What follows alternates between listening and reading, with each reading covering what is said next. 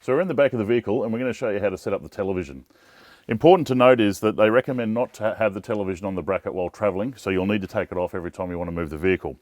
There's a transportation bracket here, which we need to undo, undoing the little grub screw and pull that out. From there it allows you to swivel the bracket out and around to mount the television.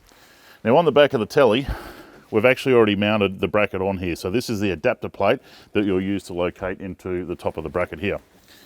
So we slide it in, it's pretty easy, it's self-locating, and there's a little grub screw. So we'll do that up nice and tight to secure the television. At that point, you can actually free to swivel the television around to any position that you like.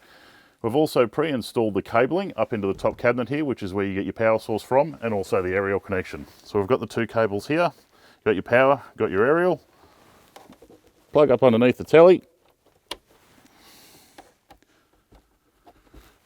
and then with the remote, hit the power and we're good to go.